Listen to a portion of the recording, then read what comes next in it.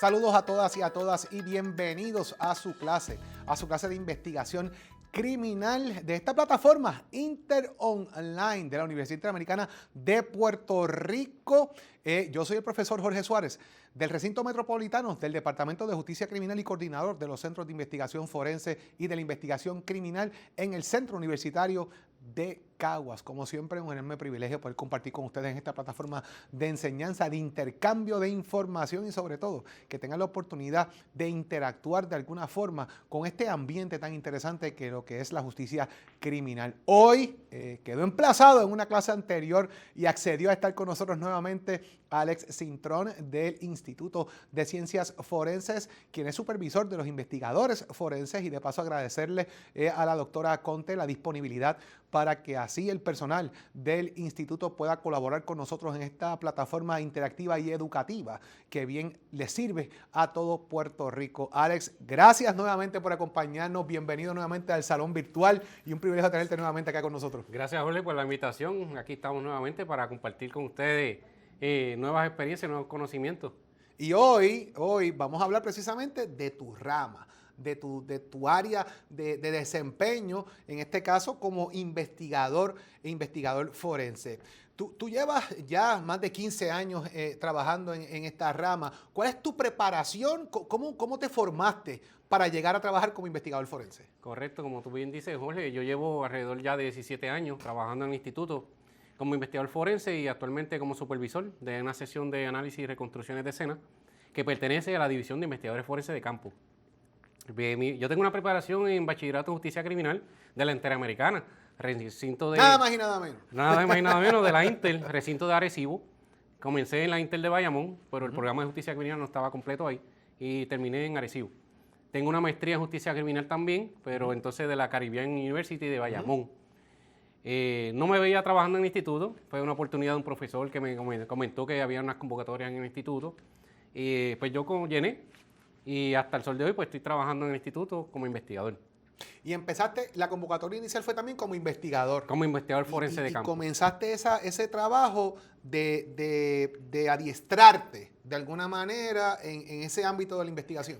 Pues mira, una vez una persona solicita por convocatoria para la plaza de investigador forense y es aceptado, pasa a una academia. Pasa a una academia que puede ser de 3 a 6 meses, todo va a depender. Y dentro de esa academia se le capacita a ese personal en todo lo relacionado a la investigación forense de campo. Documentación de la escena, cómo llenar un informe de hallazgo, cómo tomar fotografía de la escena, cómo documentarla mediante el video, cómo confeccionar un croquis, cómo hacer ese dibujo de la escena hecho a lápiz y en papel, cómo tomar las medidas de amarrar las evidencias a puntos fijos, cómo levantar las evidencias, ¿verdad? De diferentes tipos de evidencias se levantan de diferentes maneras, cómo se embalan, y ese personal pasa por esa academia y una vez se la completa, se certifica como investigador forense. Así que nuestros estudiantes que nos están viendo a esta hora, si eventualmente esta es una de las ramas que les interesa y surgen estas oportunidades en el Instituto de Ciencias Forenses, solicite, pase la experiencia y puede estar quizás trabajando allí contigo de alguna manera en este proceso de investigación. Eso es correcto, puede estar en la rama de investigación forense o en otras de las disciplinas claro que completan la ciencia forense. ¿Qué es investigación forense? Cuéntame, ¿cómo surge esto? ¿Qué debemos saber de la investigación forense? Pues mira, investigación forense no es nada más y otra cosa que documentar esa escena por completo, ¿verdad? Desde el aspecto forense, ¿verdad? ¿Qué objetivos tenemos nosotros? Que ustedes puedan comprender y relacionar la ciencia forense con la investigación, cómo definir ciertos términos que ya en otras ocasiones las hemos discutido. Hablamos sobre, también conocemos sobre algunos de los pioneros que hemos compartido en otras ocasiones. Las certificaciones, es muy importante que ustedes sepan que el instituto está certificado por diferentes agencias acreditadoras, ¿verdad? Que acreditan a los laboratorios y acreditan la división de patología y la división de investigación forense. Son diferentes áreas que acreditan. Alex, todo eso que se ve ahí en esa gráfica precisamente son certificaciones que año tras año ha ido obteniendo, en este caso, el instituto específicamente en el área de la investigación forense? No, esa gráfica que ustedes ven ahí es desde 1918 cuando se fundó la agencia acreditadora, que es ANAP, a través del tiempo, ¿verdad? El timeline. cómo ellos fueron evolucionando, cómo ellos se fueron fundando y registrándose a través del tiempo en su desarrollo y en las diferentes disciplinas en que ellos han podido auditar y acreditar las agencias. Yo veo que también habla de calibración forense. ¿Qué es eso? Calibración forense es muy importante. La calibración no es nada más que otra cosa que un instrumento que se utilice para cualquier análisis, ya sea de laboratorio o incluso una cinta métrica para medir en una escena. Tiene que estar calibrada. Calibrada es que eso tiene que estar al cero, como uno dice, tiene que estar anivelado.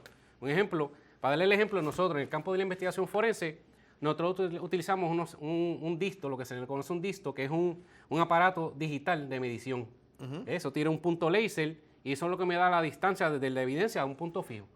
Pues ese artefacto tiene que estar calibrado y eso es una agencia que se dedica a esa calibración. Que aquí en Puerto Rico hay una que está aquí en la Avenida Piñero y cada 5 años los equipos se tienen que llevar a calibrar. Esos aparatitos son como los que usan los arquitectos, los ingenieros a veces para medir las distancias de una correcto. pared a un punto para determinar cuántos pies cuadrados hay en el área que se va a construir lo que fuera. Pero eso tiene que estar calibrado porque yo puedo comprar uno en una ferretería, pero eso no me asegura que eso está al chavo, como uno dice, ¿verdad? Acá, como decimos nosotros.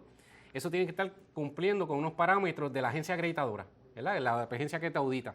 Si ese artefacto se cae, pues puede perder su calibración, pues hay que llevarlo a calibrar nuevamente. Eso es la parte de la calibración. Y es como en los laboratorios, los microscopios tienen que cumplir con unas calibraciones, los diferentes instrumentos que utilizan los laboratorios también tienen que cumplir con eso. Eso no es a lo loco como uno va por ahí, déjame comprarle una de la ferretería 2 cintas métricas, a ver qué mido por ahí. No, eso tiene que pasar un proceso que le dé certeza y la certeza tiene que estar atada precisamente a entidades que acrediten y certifiquen que los instrumentos que los agentes en este caso están usando, los inspectores están usando, todo el personal de forense está usando, cumple con la mayor rigurosidad a la hora de ejercer su trabajo, para que usted sepa que el trabajo que se hizo es uno de calidad y de primer orden, que eso es muy importante. Es correcto. ¿Qué más tenemos por ahí? Las acreditaciones, pues tenemos ahí podemos ver el ejemplo, las que garantizan la uniformidad y consistencia, las que requieren auditoría anualmente, ¿verdad? Unas auditorías que son internas. Hay un personal dentro del instituto que auditan las diferentes áreas y verifican que todo esté cumpliendo a capacidad y a cabalidad. Altos estándares de calidad y garantizan la objetividad e imparcialidad. Esas son las tres diferentes agencias que auditan, porque la primera audita el laboratorio, la segunda, patología, el área de patología y entrevistadores forenses, y ANAP es la que audita y acredita a la División de Investigación Forense de Campo, investigadores forenses. O sea que, volvemos nuevamente, se segregan de alguna manera y cada una tiene una división que las va a ir investigando y certificando. Eso es así. Muy bien. Tenemos en lo que son los términos la investigación criminal. ¿Qué es investigación criminal? Pues es un proceso que tiende a comprobar la existencia de un delito e identifica a los responsables o autores, ya sea que lo esté llevando a cabo la investigación la policía o los investigadores forenses. ¿Y qué fundamentos tenemos? Pues la investigación de campo, que son los investigadores que van a la calle, ¿verdad? Cuando ocurre una muerte violenta o sospechosa, llegan a la escena, se acercan a ella y tienen que cumplir con unos pasos y unos procedimientos que más adelante vamos a entrar en ellos. Está la ciencia, la criminalística. ¿Por qué la ciencia? Porque la evidencia que se ocupa, que se genera en una escena, se levanta, va a ir a un análisis científico. Y el aspecto legal llega porque esos análisis, esos resultados van al tribunal, a los fiscales, que son los que van a llevar el caso al tribunal. Así que eso es una combinación de todo dentro de ese proceso para llegar al final que es el aspecto legal, que es lo que todo el mundo está buscando al final del día, ¿verdad? Que se someta a un caso y se pruebe esa evidencia si hay o no una culpabilidad. Eso es correcto. Ciencia forense, en este diagrama, pues se compone o se desglosa en lo que era la criminalística. Y en la criminalística cae lo que es el laboratorio. En medicina legal cae lo que es la patología, donde se hace el examen del cuerpo. De ahí, de la criminalística, baja a investigación de campo, que son los investigadores que van a trabajar esa escena, ya sean los investigadores forenses del instituto o la agencia de la policía que va a trabajar la escena, servicios técnicos. De la criminalística baja al laboratorio porque son las evidencias que van a llegar y van a ser analizadas. Y la investigación de campo, pues, o es el investigador forense o la investigación criminal de la parte de la policía. Vamos a detenernos un momento aquí. Cuando yo miro esa gráfica y veo en la forma en que se van dividiendo, una lleva a la otra, pero trabajan en conjunto. Por ejemplo, en este caso, En el caso tuyo, por ejemplo, tú estarías dentro de investigación de campo. Y ahí estarían los forenses y la investigación criminal, ¿correcto? Tú estarías en esa ramificación. Estamos en la investigación forense. En investigación forense, Sí. dentro de investigación de campo. Eso es correcto. Y eso va atado al tema de la criminalística, obviamente, que es la rama esencial donde tú vas a estar involucrado en el análisis de esa investigación. Eso es correcto, porque en la investigación forense, el investigador forense dentro de la investigación de campo es el que va a estar a cargo de ocupar la evidencia que se generó en esa escena. Y esa evidencia es la que va a ir al laboratorio de criminalística para su análisis correspondiente. O sea, que la evidencia que ustedes levanten como investigador de campo, si amerita llevarla al laboratorio, se hace para corroborar, pues, como hablamos en unas clases anteriores, ¿verdad? Si esta arma disparó precisamente estos proyectiles, esos casquillos que encontré, etcétera, etcétera, si hay una congruencia o no en ella. Eso es correcto, que tenga un análisis científico. Esa evidencia que se vaya a ocupar en la escena, pues que tenga un análisis científico en el laboratorio. Ok, ya vamos viendo, ¿verdad? Para que los estudiantes vayan entendiendo el organigrama, cómo va funcionando y dónde en este caso ubicas tú y la división para la que tú trabajas, obviamente, dentro de ciencia forense, ¿verdad? En ese organigrama y más o menos pues, los estudiantes tengan una idea de dónde estamos ubicados. Muy bien, seguimos. De investigación de escena, ¿verdad? Ya ahí cuando hay una escena de muerte violenta o sospechosa, primero va a llegar a esa escena, ¿verdad? A corroborar un agente de la policía, que es el que se conoce como el agente custodio. Es el que va a llegar a esa escena, va a verificarla, va a protegerla, custodiarla y va a activar, ¿verdad?, la cadena de mando. El siguiente personal que va a ir laborando, ¿verdad?, esa escena, ya sea por servicios técnicos de la policía o si es forense, ¿verdad? Está la escena. Pero en este diagrama, ya sea la forense que trabaja la escena o la policía, tiene que cumplir con esos 4 pilares. Ajá. La organización. Para trabajar en una escena tenemos que estar organizados. Tenemos que saber de antemano cómo vamos a trabajarla, por dónde vamos a estacionarnos, por dónde vamos a entrar, por dónde vamos a salir, qué se va a hacer primero, si hay que activar a un grupo de trabajo adicional que nos pueda dar la mano, un ejemplo, rescate, bomberos. Tenemos que tener observación, tenemos que llegar a la escena y observar entradas y salidas del posible autor o los autores, si tenemos cámaras de seguridad, si es una escena combinada, interior y exterior, ¿okay?, los daños que pueden haber en el lugar, si hay alguna actividad de fiesta, la documentación, y es una de las partes bien importantes, la documentación, ya sea escrita, fotografía, video y croquis. Eso es parte de la documentación de la escena. Todo lo que se documenta en una escena, el grupo disciplinario, fiscal, entiéndase fiscal, agente de homicidio, si es el que es de homicidio, el investigador y el agente custodio tienen que tener la misma información. Si yo escribo que yo tengo 5 casquillos, .40, todos tenemos que tener la misma información. No podemos tener de más ni de menos. Eso es parte de la documentación, que esté correcta. Y ahí la fotografía ha ayudado mucho, porque en la medida donde yo no vi algo que la fotografía lo corrobora, pues yo puedo sostener esa evidencia de que estaba allí. Eso es correcto. Porque la fotografía es difícil para alterarla en el sentido de la palabra que se está usando, ¿verdad? Eso es correcto. Así y la que, fotografía, junto con el video y el croquis, son complementos. Se complementan unos con el otro.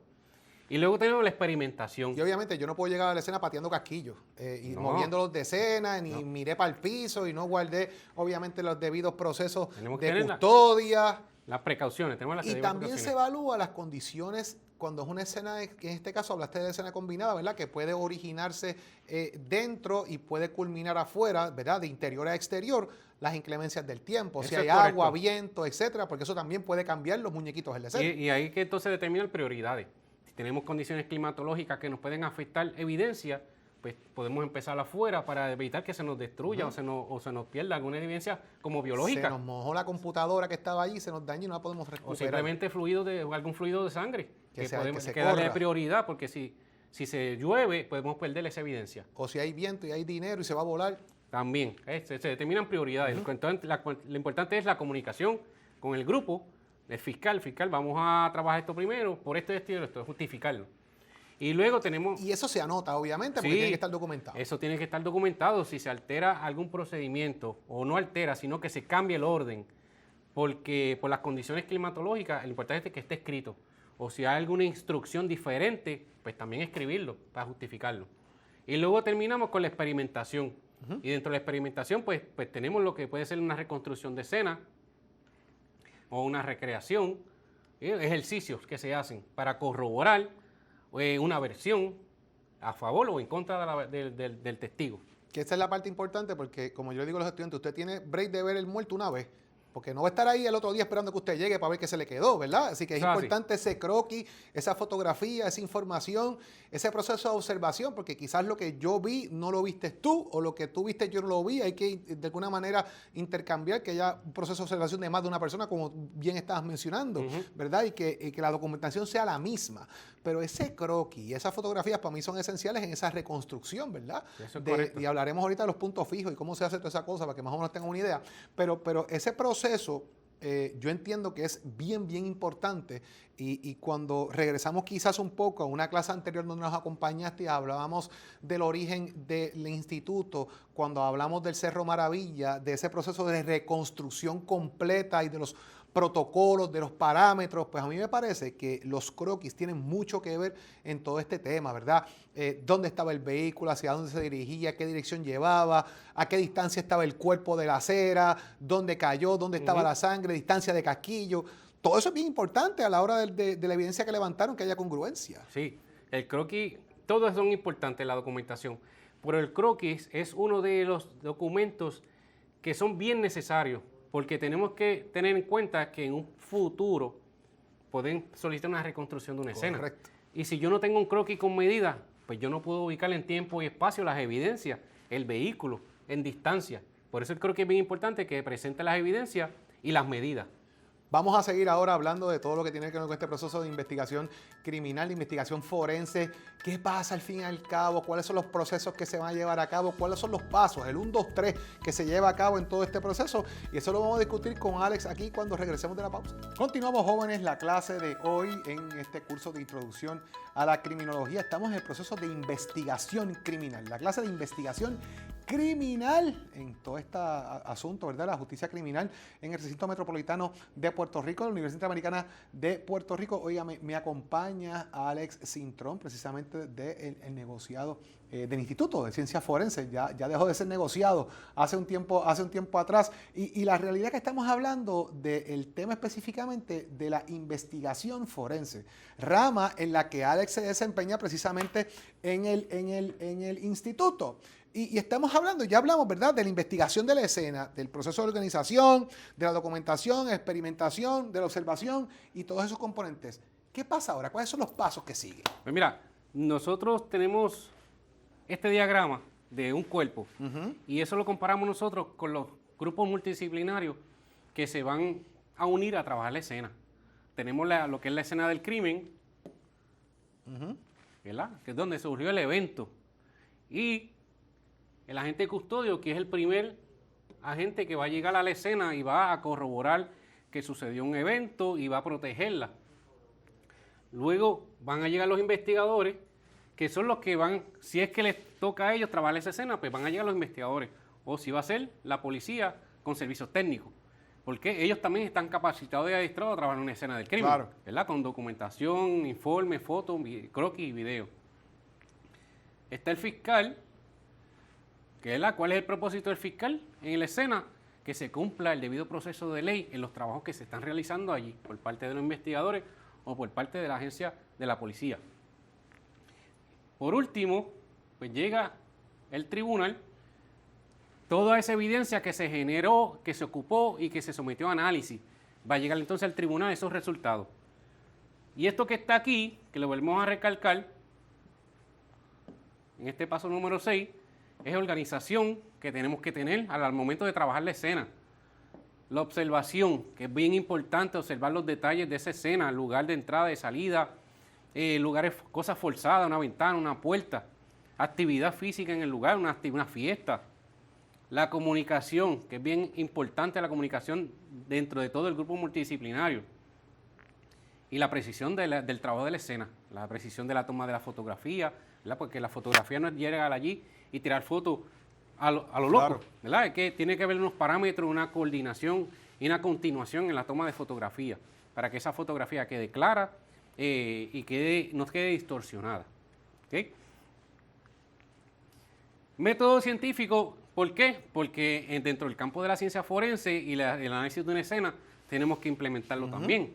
tenemos que hacernos las preguntas de investigación. ¿Cuál fue el problema que se generó? El problema que se identifica rápido y empezamos con el cómo, cuándo, dónde, por qué, con quién. Las preguntas clave. ¿Verdad? Que son básicamente entre 6 y 7 preguntas que son importantes para identificar ese problema. Recolectar las evidencias que con valor probatorio, que puedan tener un análisis científico. Exámenes o pruebas a probar la hipótesis, ¿verdad? Si es balística, pues los exámenes que sean correspondientes. Si es una bala perdida y yo necesito hacer una reconstrucción, pues vamos a la etapa de experimentación. Yo voy a reconstruir ese disparo. ¿De dónde surgió ese disparo? ¿De dónde vino ese proyectil que traspasó una superficie? Y la conclusión de la investigación, los resultados. ¿Probarlo o no es hipótesis? Probarla o no probarla. Si es correcto lo que dice el testigo o el sospechoso o no, o las declaraciones juradas. Por una reconstrucción se puede corroborar o desmentirla. La escena del crimen. Ya entrando de lleno a la escena del crimen, sencillo la definición. Lugar donde se cometió el delito, ¿verdad? Ese delito que se generó una gama de evidencia de acuerdo al evento que surgió, si fueron disparos, si fueron golpes con un martillo, si fue con un arma de blanca, ¿verdad? Pues se va a generar diferentes evidencias. Pues eso es lo que es la escena. El lugar donde va a trabajar ese grupo multidisciplinario, ya sea forense o la policía. Tipos de escena. Donde va a intervenir investigadores forenses.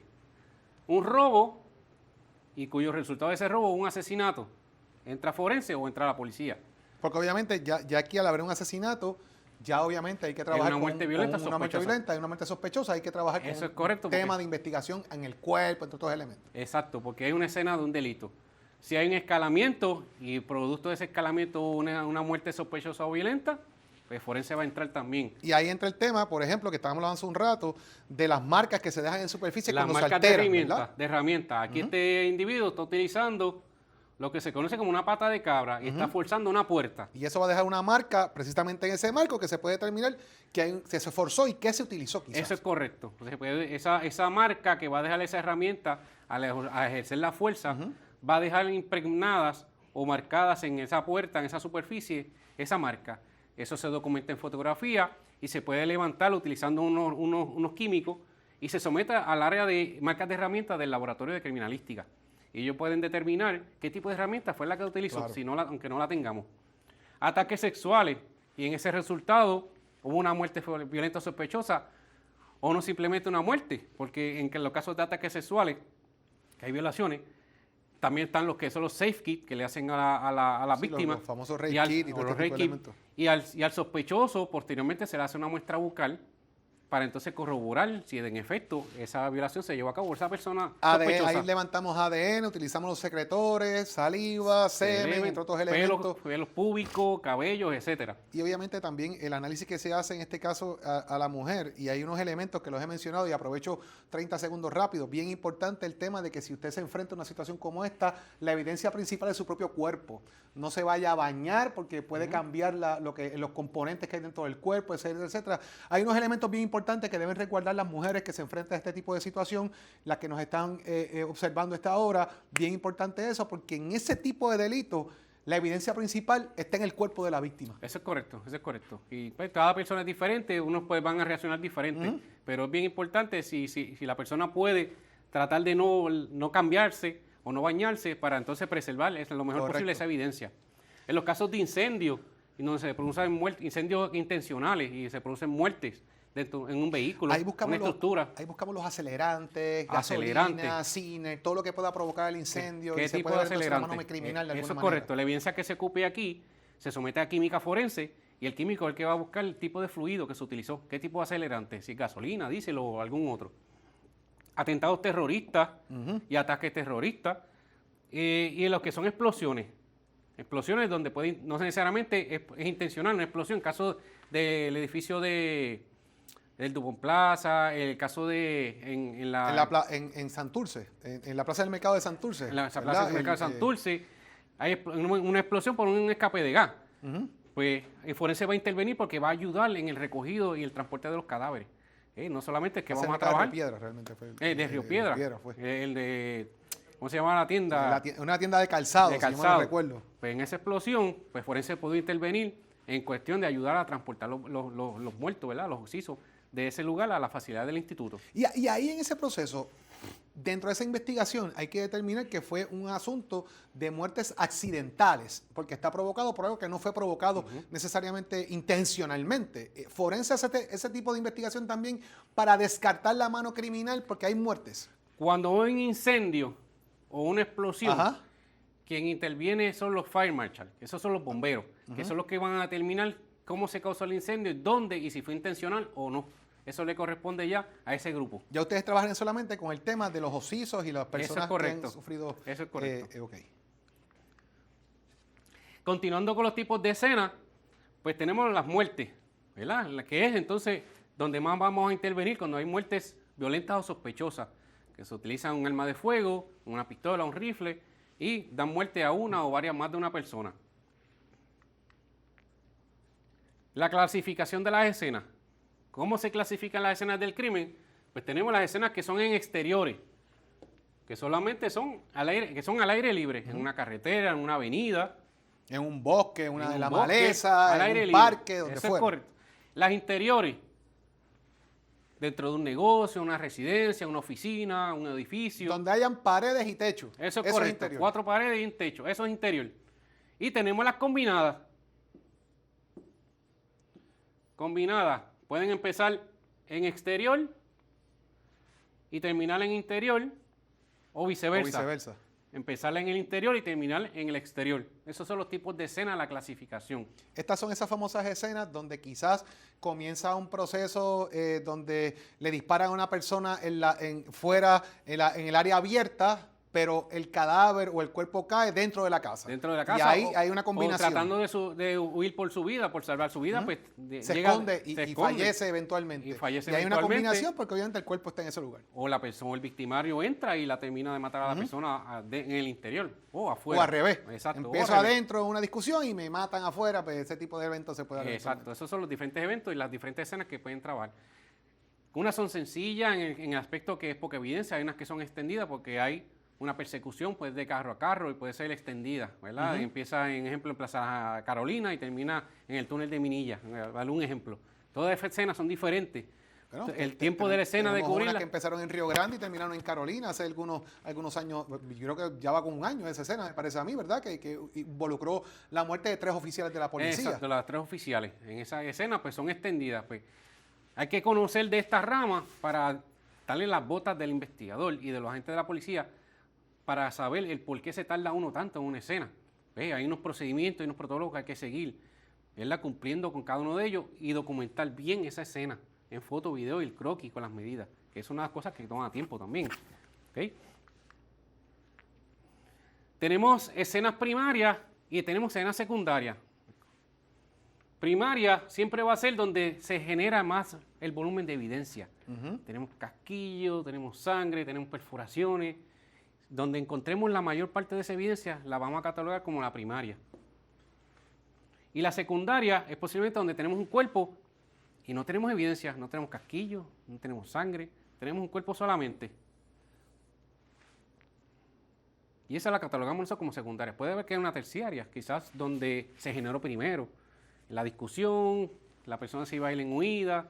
Para que nos entendamos, ¿verdad? Lo que nos están sintonizando en la clase, cuando hablamos de estas secundarias, usualmente son los drop-off, cuando tiran los cadáveres en algunos lugares, ¿verdad? Los pueden ejecutar en Arecibo, pero el cadáver apareció en Las Marías. Eso es correcto. Y no hay ningún tipo de evidencia de qué ocurrió en la escena, más allá que solamente un cadáver, un cuerpo. Eso, y nos hemos encontrado con eso, que llegamos a la escena y tenemos un cuerpo tirado en una orilla, pero no hay nada. Presenta heridas posiblemente de proyectil de bala disparado, pero no hay casquillos a su alrededor, no hay proyectiles. Y eso nos puede decir a nosotros que ese cuerpo lo trasladaron a ese lugar y lo tiraron ahí. Y posiblemente después de que trabajemos eso, puede llegar, mira, tenemos un vehículo donde hay unas perforaciones, hay unos casquillos en el interior. En otro lugar. En otro lugar. Y posiblemente ahí fue donde ocurrió el evento. Y eso se va a ir corroborando en la investigación del caso. Para efectos estadísticos que no tiene que ver con ustedes, pero eso se lo achacan en el municipio donde encuentran el cadáver. Las estadísticamente o suben o bajan en un lado. No necesariamente tiene que ver con dónde ocurrió, en este caso, el delito, sino dónde apareció. Y eso, pues, muchos municipios se le adjudica el cuerpo al municipio donde aparece el cadáver. Okay. Tenemos también lo que es el agresor, lo que puede ser un agresor que puede presentar una persona sospechosa, unos signos de alguna violencia, unas heridas de defensa que tenga la víctima o el victimario. Claro. La persona perjudicada pues trató de socorrer su vida y aruñó, mordió al victimario. Esa parte de aruñó al victimario, cuando yo tengo la persona, quizás la víctima, está disponible para hablar porque está diciendo, mira, es que esta persona me agredió, encontramos que esa persona la agredió, pero podemos analizar entonces también parte del ADN física de la persona, o sea, el traslado en las uñas, etcétera, de ese tipo de elementos. A la víctima sí. A la víctima, exacto. Siempre y cuando no se haya, ¿verdad?, lavado sus manos, o si es fallecida, pues entonces ya cuando hay ese tipo de casos, ya el patólogo, en los casos donde se sospecha que la persona se defendió o tenga heridas de defensa, se le protegen sus manos.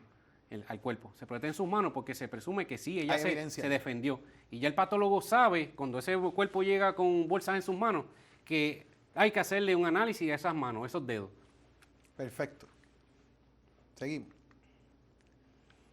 El descubrimiento del cuerpo, esto es más bien una gráfica, de acuerdo al descubrimiento, quiénes van a entrar, si son los primeros respondedores, que van a llegar, que viene siendo la agente custodio, y pueden estar dentro de la policía, bomberos, emergencias médicas. Primero va a llegar la emergencia médica porque tienen que verificar si la persona tiene signos vitales o no. Por eso cuando nosotros llegamos a la escena, ellos tienen los parchitos blancos que ellos les ponen porque tienen que certificar que esa persona no tiene signos vitales.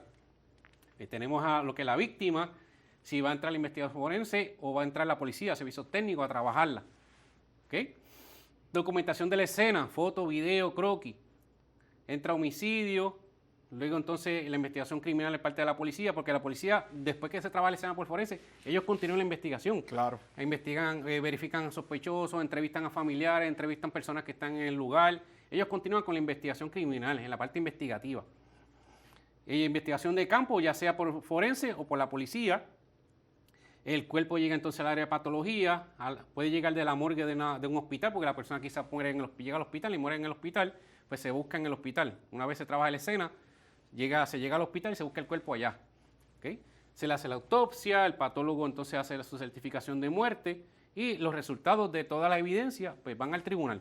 Y añado algo que me parece importante, la policía continúa haciendo su trabajo, ¿verdad?, en el proceso de investigación de homicidio y corrobora mucha de la información con el trabajo que ha hecho también forense. Eso es correcto. ¿Verdad? Es un mecanismo de evidenciar los testimonios o el proceso de investigación que se está dando. No, esa arma no fue la que usaron, sin embargo, forense sí corrobora que los casquillos encontrados, los proyectiles en el cuerpo y el arma coinciden, o sea, y esa forma de corroboración.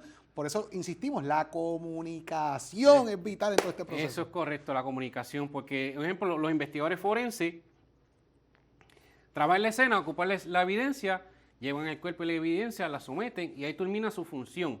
Ellos van a continuar en lo que es la redacción del informe y las fotos. El laboratorio va a seguir con los análisis de las evidencias y termina su función cuando termina el resultado, llega el informe y tiene que ir al tribunal si lo citan.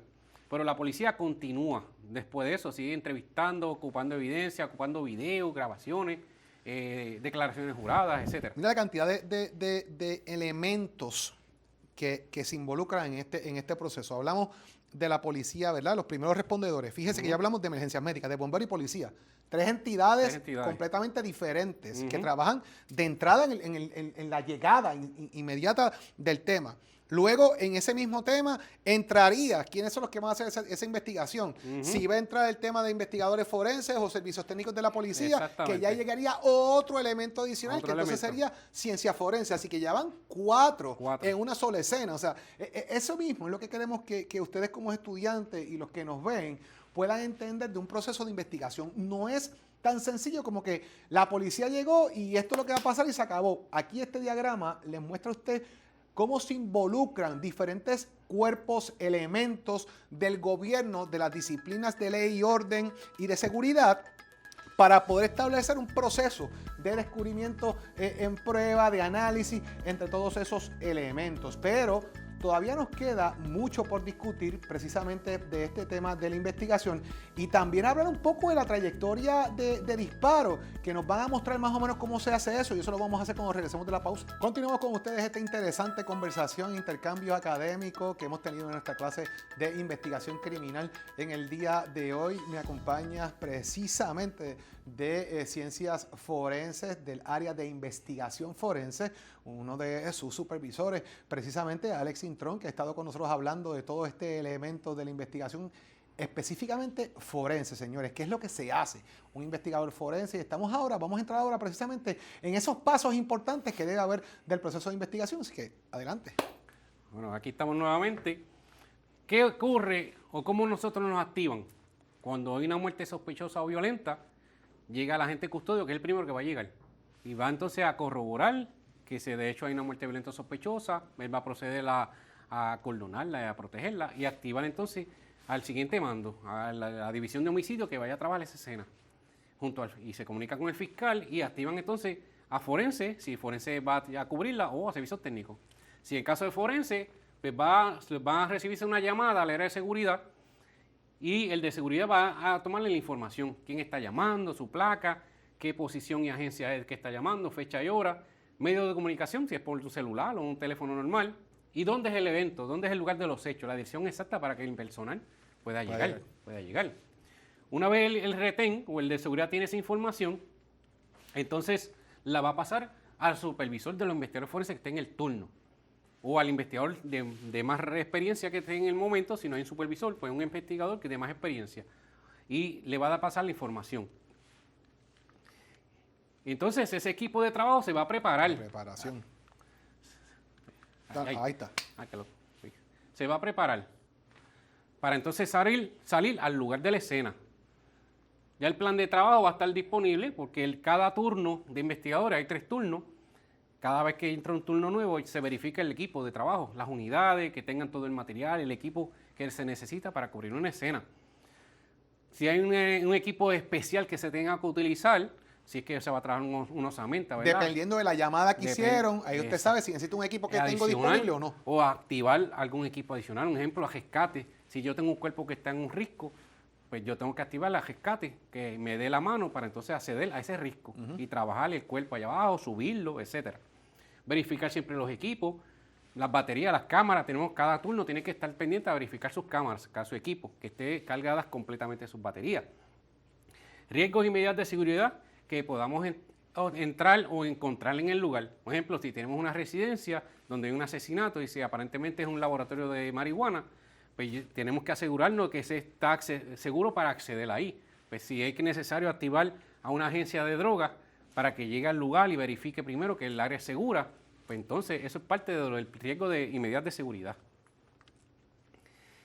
Nosotros en forense tenemos unos pasos. Los investigadores forenses cumplen con 10 pasos a la hora de investigar una escena del crimen. Y aquí en esta imagen, ¿verdad?, tenemos unos investigadores que están trabajando, identificando unas piezas de evidencia en el lugar. Número 1, una vez salimos del forense, que somos notificados, nos movemos en la unidad de trabajo a esa escena. Y es la aproximación. ¿Dónde yo voy a estacionar el vehículo? Que sea fuera de ese acordonamiento, no lo voy a meter dentro del acordonamiento, claro, que ya va a estar acordonado por el agente custodio. Y que me dé acceso al equipo que necesito. Que me dé acceso, que yo la tenga cerca también la unidad, porque tengo que buscar el equipo. Materiales de embalaje, equipo de seguridad de protección. Evaluar cuán segura es la escena. ¿Dónde es la escena? Si es un interior, si es un lugar de un residencial público, cómo es el ambiente del lugar, si es necesario que se active más oficiales de seguridad por los problemas de seguridad del personal que está trabajando. La peligrosidad del área. El equipo de protección personal, ¿verdad? Lo que son los guantes, los mamelucos, las redecillas, los protectores de zapatos. Depende del tipo de escena, ¿verdad? Vamos a utilizar el equipo que nos permita a nosotros protegernos a nosotros y proteger la escena también. Y coordinar labores también, como le mencioné ahorita, si yo necesito, mira, es en un edificio alto, el ascensor no sirve, necesito acceso con una escalera, pues vamos a activar a bomberos, vamos a llamar a bomberos, mira, bomberos, necesito la ayuda con la escalera para acceder al edificio, a un apartamento, etcétera. Eso es parte de la coordinación de labores. En el número 2 tenemos lo que es la delinear el perímetro de esa escena. Ya cuando nosotros llegamos, va a estar acordonada. Nosotros como investigadores podemos determinar si ese acordonamiento está bien, no es que no esté mal, si está si es correcto o necesito más espacio. ¿Okay? Porque posiblemente cuando yo llegue, yo encuentro una evidencia que esté fuera de ese acordonamiento, pues yo no voy a eliminar ese acordonamiento, yo voy a hacerle uno adicional. Voy a hacerle uno adicional. Las entrevistas, ¿qué entrevistas yo puedo realizar a un investigador forense? Cuando yo llegue, voy a entrevistar al agente custodio, que primero que llegó, usted fue el primero que llegó, su nombre, tiene la querella, la persona la identificaron, si la identificaron quién, si fue mamá, papá. Le dieron asistencia médica a los paramédicos, sí, ¿quiénes son? ¿Tienen los nombres? Eso es parte de la entrevista inicial del investigador en la escena. Inspeccionar y los análisis, inspeccionar el área, las entradas y salidas, análisis que se pueden realizar en el momento, y el magnitud y el alcance, qué tan amplia es, qué tan ancha, qué tan larga. Eso es parte de lo que es la magnitud y el alcance en el segundo paso. Condiciones físicas, ya sea interior o exterior, como les mencioné, en el caso de un incidente de una agresión sexual, un escalamiento, pues lo primero que vamos a observar son las entradas, cómo están esas puertas, si están forzadas por algún tipo de herramienta, ventanas rotas, alguna actividad física, basura, zafacones, si el lugar se utilizaron arma blanca y posiblemente la persona se lavó las manos en el baño o en el fregadero, pues vamos a verificar esas áreas, ¿verdad? Donde podemos quizás poner manchas de sangre diluidas con el agua. Sistemas de vigilancia, si el lugar es sistema de vigilancia o cerca, pues vamos a observarlo, vamos a tenerle fotografía y si se pueden ocupar al momento se ocupan, si no, pues con una supina, después posteriormente la policía va. En las condiciones climatológicas, si va a llover, si está lloviendo al momento, pues esto nos permite a nosotros tomar unas decisiones que es de prioridad. Si tenemos evidencia biológica, sangre, y va a llover o ya está lloviendo, pues vamos a protegerla y vamos a levantarla lo más pronto posible. Y eso se documenta. Si hay equipos electrónicos también, el agua. Equipos electrónicos, pues vamos a darle prioridad. Lo importante es que esté documentado, esté escrito y haya comunicación con el grupo, la fiscal y el agente de homicidio y el agente de custodio. Esa comunicación tiene que estar. Señales de actividad, ya sea en interior o exterior. Ejemplo, cigarrillo. ¿La víctima fuma o no fumaba? Eso es parte de la investigación. Claro. No fumaba. Entonces me está diciendo por qué ese cigarrillo está ahí. Había alguien entonces allí que fumaba. ¿La víctima vive sola o no vive sola? Y hay dos tazas, pues estaba acompañada con alguien posible. Alguien estaba allí entonces y no está en el momento, pues podemos tener ADN de ambos vasos, ¿verdad? De saliva. Y poder poner uno de la víctima y el otro pues, de nada desconocido. En la prenda de vestir, guantes que encontremos en el lugar, documentos en los casos de suicidio. Una carta que encontremos en la escena. Una carta que encontremos en la escena, pues es parte de la evidencia, documentarla en fotos. Sustancias controladas, drogas, líquidos, alcohol y pertenencias, dinero, armas de fuego, carteras, identificaciones. Eso es parte de las señales de actividad en una escena. Importante porque dicen, que fue un robo, pero que le robaron si todo está ahí, no se llevaron nada de importancia, ¿verdad? Eso son cosas bien importantes en la investigación. Así. Esta imagen, aunque se ve un poco jocosa, hablamos en la parte del acordonamiento. Esto no es una forma correcta de acordonar, ¿verdad? Desde el aspecto forense, porque lo importante de acordonar es que sea una forma segura de que nadie entre y salga. Correcto. Pero no en esta forma. Estamos protegiendo un área. En ese caso, prácticamente no puede entrar ni el que va a investigar. El que va a investigar. ¿Verdad? Que puedan tener acceso al grupo que va a investigar. El que va a trabajar ese señor. Exactamente, que lo va a trabajar, pero no en esta manera. ¿Okay? Si no tenemos este equipo, la misma policía sirve de acordonamiento. Las patrullas pueden bloquear la entrada y salida de la carretera, de la avenida, para evitar que alguien entre y salga. Parece que en esa escena parece que no tenían nada que hacer con la cinta y botaron cinta que se acabó. Porque... no se sabe la situación. Número 3, protección, aislamiento y acordonamiento. Hablamos de que la gente custodio cuando llegue va a tener un acordonamiento, esa escena. Yo voy a evaluar si ese acordonamiento lo puedo dejar así o lo puedo ampliar. Si tenemos letreros de advertencia, escena del crimen, no pase, pues también se pueden utilizar. Presencia y protección policíaca, que es bien importante. Nosotros evaluamos mucho el acordonamiento, ¿por qué? Porque, como mencioné ahorita, posiblemente hay una evidencia que esté o muy cerca del acordonamiento o esté fuera del acordonamiento. Por eso es cuando llegamos a la escena, es muy importante la observación. Observar bien los detalles de esa escena. Y yo, si tengo que proceder a ampliarla, aunque tenga que ser un croquis más grande, voy a pasar más tiempo en la escena, ¿ves?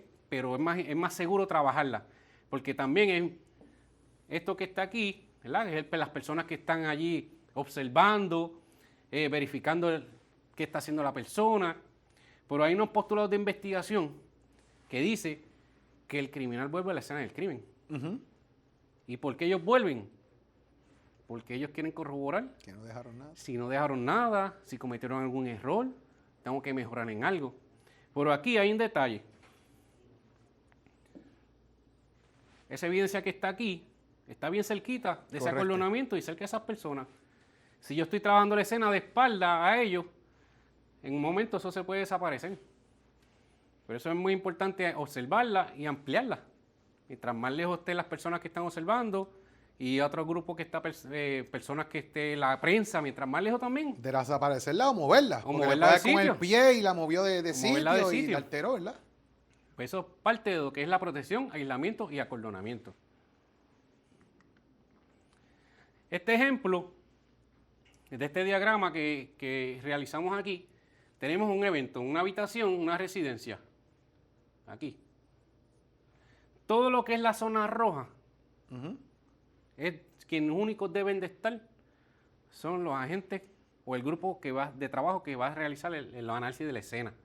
Forense, servicios técnicos, o la policía, fiscales. En el grupo crema, pues puede estar la protección de la escena, los oficiales que están allí para proteger los investigadores que están trabajando. Grupo verde o la línea verde, los que están allí observando, la prensa, lo más lejos posible de ese evento, porque es más trabajar más seguro y más tranquilo este tipo de escena. O sea que, para efectos prácticos, el acordonamiento estaría en el área crema.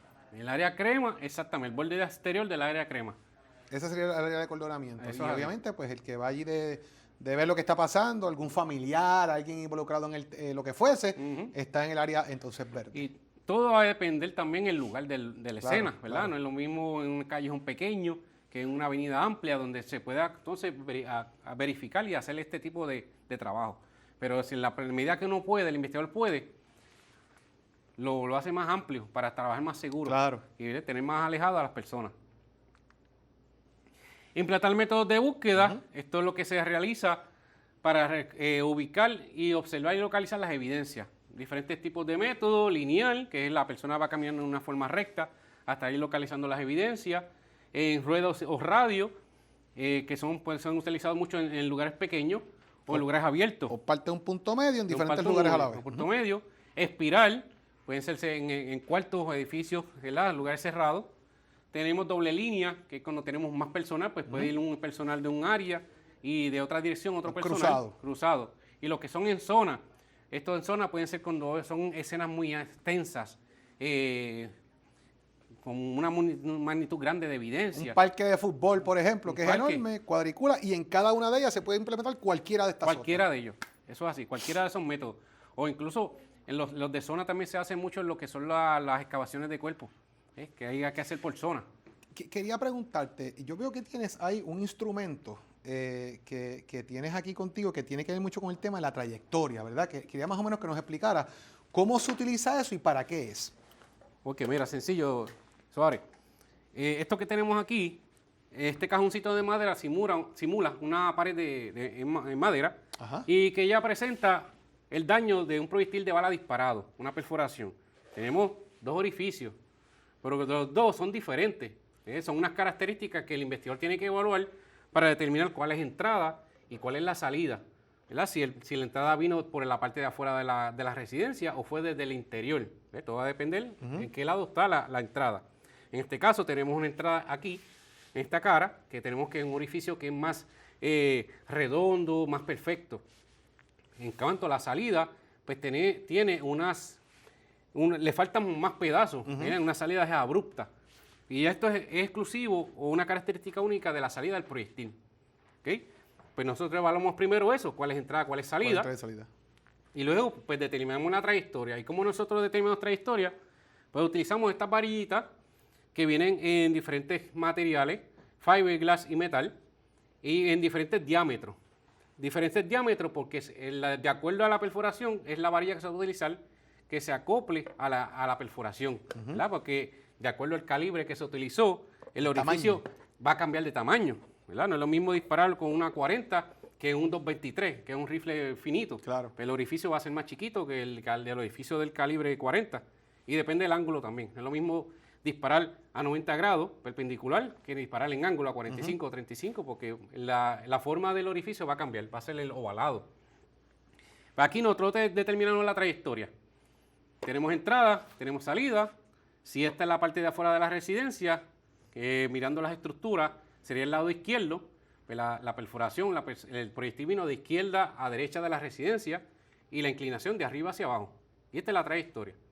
En un evento de reconstrucción, pues entonces hay otras cosas que se hacen para entonces determinar a qué distancia se pudo haber producido ese disparo. O sea que esto también, la vara prácticamente, lo que va a simular es también el tipo de calibre de la vara. O sea, me refiero a cuando los orificios pueden determinar cuán grande, cuán ancho puede ser, o simplemente usado solamente para determinar trayectoria. Para determinar trayectoria, porque como te dije ahorita, depende del ángulo, el orificio es un 23. Puede ser más pequeño, puede ser más grande. Puede ser más grande, depende del ángulo. No necesariamente por el orificio, yo puedo decir, no, eso fue un rifle, no. Quizás yo puedo ocupar los proyectiles y yo puedo decir, esto puede ser un 223, pero quien va a certificar el calibre de ese proyectil es el balístico. Es en balístico. Yo solamente voy a representar con la varilla el proyectil pasando a través de esa superficie. Bien interesante que se puedan utilizar estos elementos, ¿verdad? Para darle claridad a lo que puede ser entonces este tipo de eventos. Ya obviamente estamos llegando al final de la clase y de verdad primero quiero extenderte un agradecimiento por estar con nosotros en esta clase y en una anterior que te habíamos comprometido que vinieras y lo hiciste, ¿verdad? Llegaste acá y ahora hablamos mucho más del trabajo que realizan directamente la división para cual supervisas y trabajas. Antes que agradecerte también, agradecerte el servicio que le das al país, lo que haces por ayudar a mantener lo que es la ley y el orden, ¿verdad? Porque muchas veces esto no es un asunto de resolverlo, es tratar de tener las herramientas para evitarlo. Y de eso se trata, ¿verdad? De que esas secuencias no continúen. Así que agradecido por el servicio a Puerto Rico, agradecido por el tiempo que nos da a nosotros acá en la universidad y a todos los estudiantes y también agradecerle al Instituto de Ciencias Forenses, a la doctora Conte por el compromiso que tiene con nuestros estudiantes y sobre todo a ustedes agradecerles el tiempo y la sintonía. Ya será hasta la próxima. Muchas gracias. Muchas gracias, Flores.